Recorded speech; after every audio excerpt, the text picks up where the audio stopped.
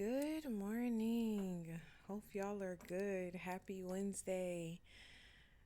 Um,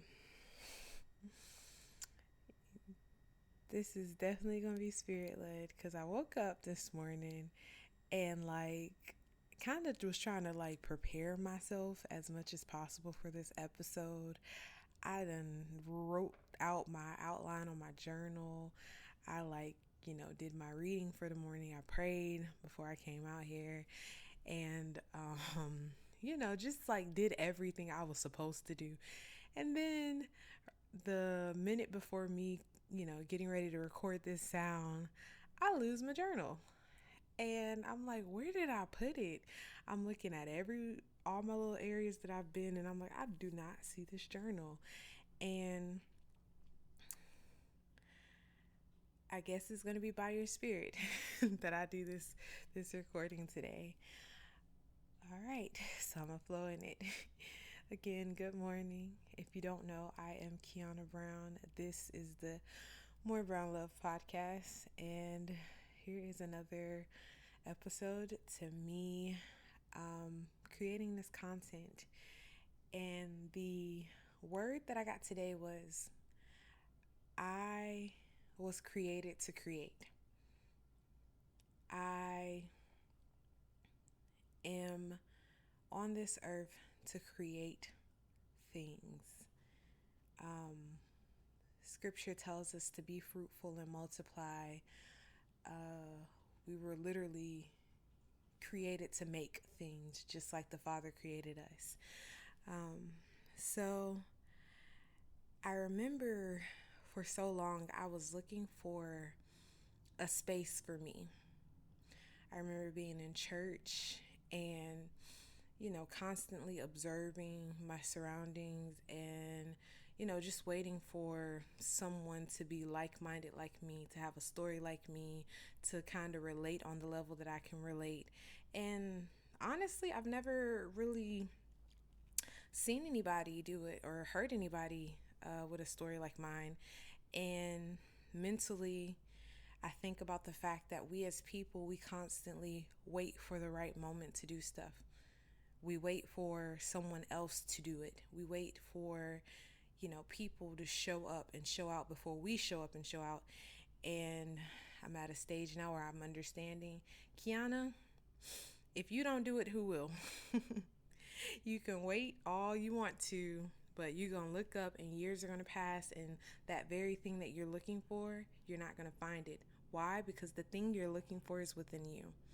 So the story that I have is very unique, and I know other people can relate, but people are literally waiting for someone to speak up and to be like, hey, I can relate.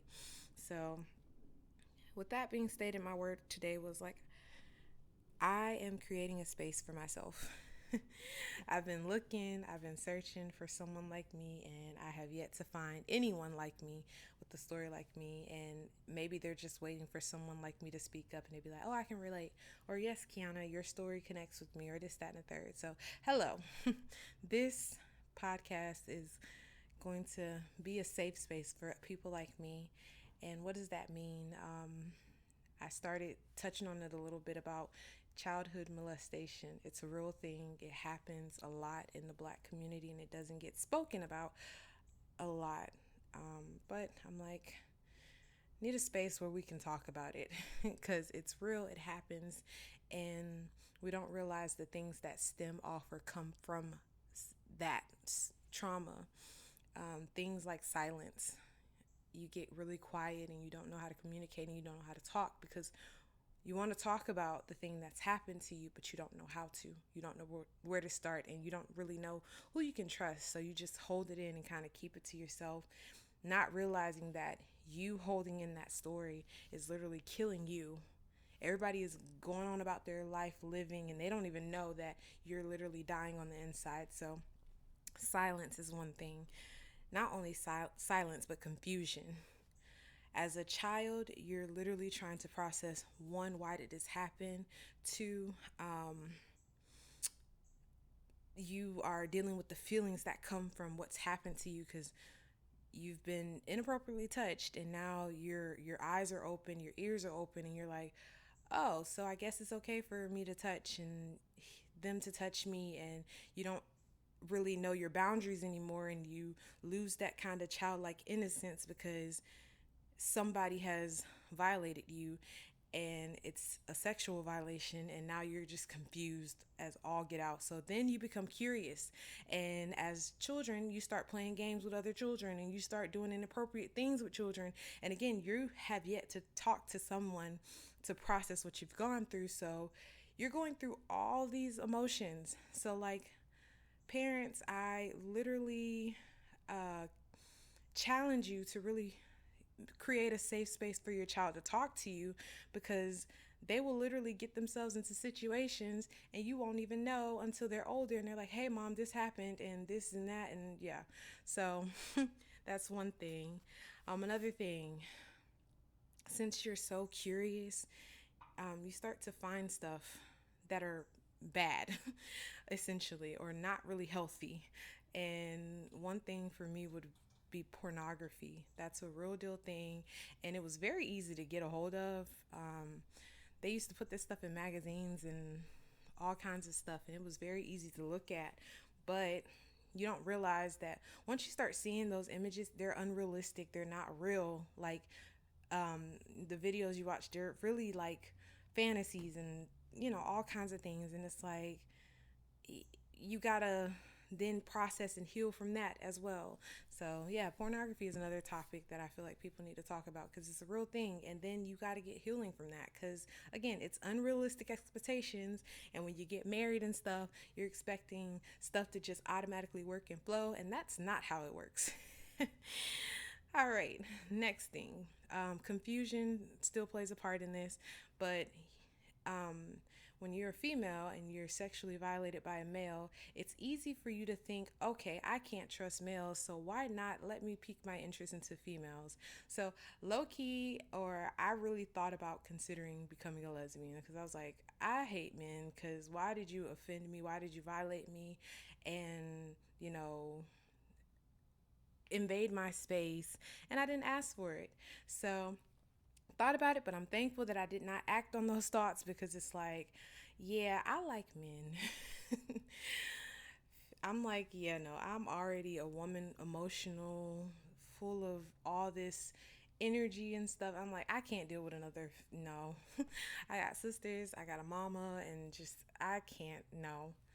So it's a real thought process that happened to me trying to process my trauma. And then after lesbianism, what else? Um, then me going off to college with all these issues, all this baggage, and being a part of a youth group, and my leader is literally giving me the blueprint. She's like, girl, you need to go talk about it. You need to go home and talk about it and really start dealing with it.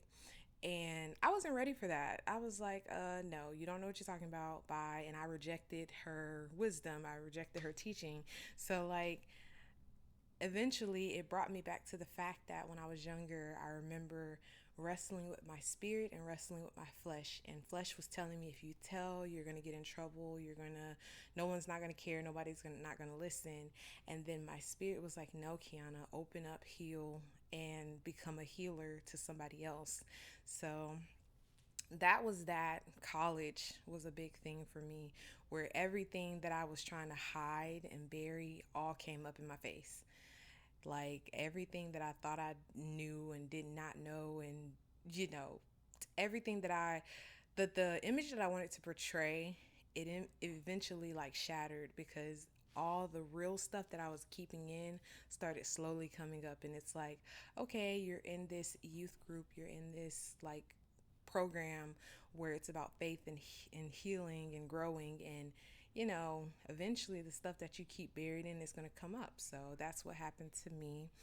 And then from college, I just knew that I had to start unpacking this trauma and really healing.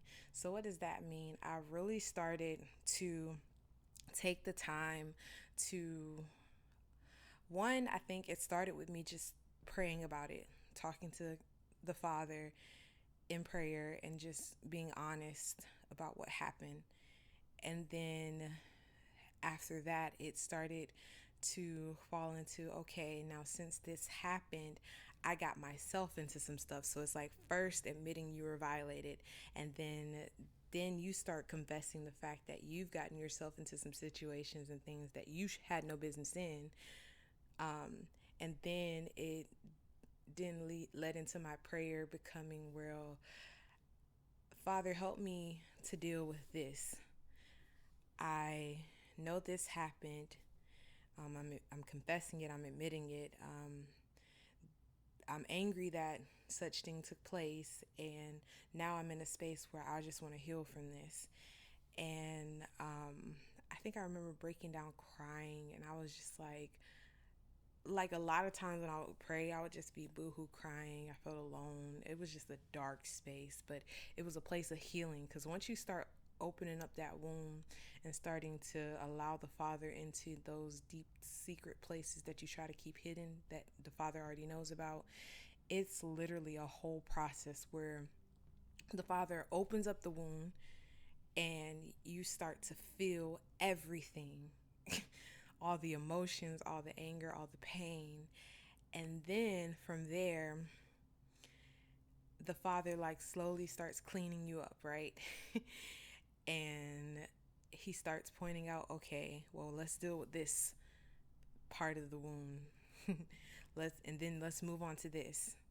And then you start seeing issues where you start getting tested about certain things to see if that part is healed of you, and then this and then that. So it was like a whole process, but it was a beautiful process.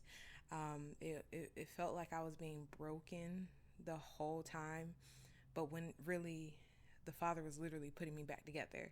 So yeah, I believe that I want this podcast to become a safe space where I can, really have these talks that people don't talk about, and really start to um, just flow in it.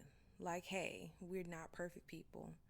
And as Black people, we really need to start sharing our stories more and really start to allow our stories to heal us, because our stories are powerful. So that was the message for today. And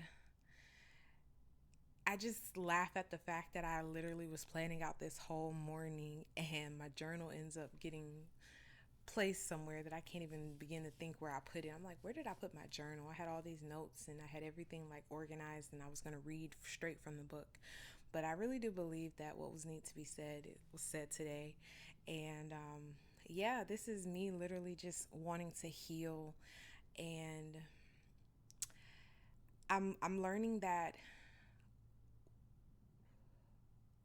you cannot heal properly and care about what people think.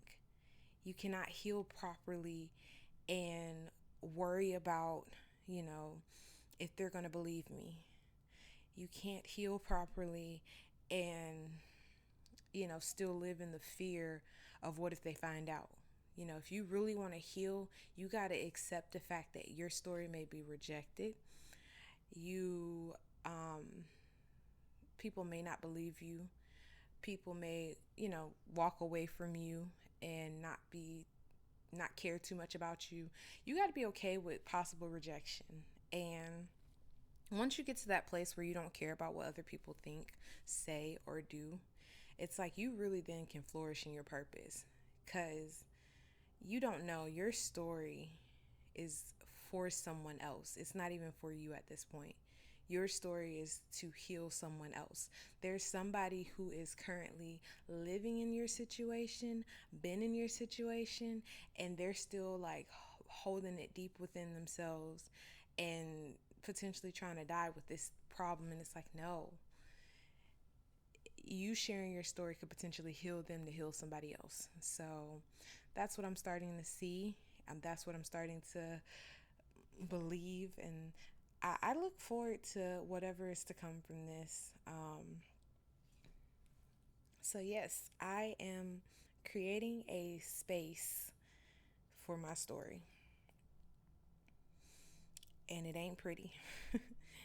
And I'm looking forward to all the unpretty people like me who are like, yeah, let's talk about this and let's grow from it, all that good stuff. So thank you for listening. I am Kiana Brown. If you did not know, this is the MBL podcast. I look forward to bringing you so much more content, but yeah, this is something.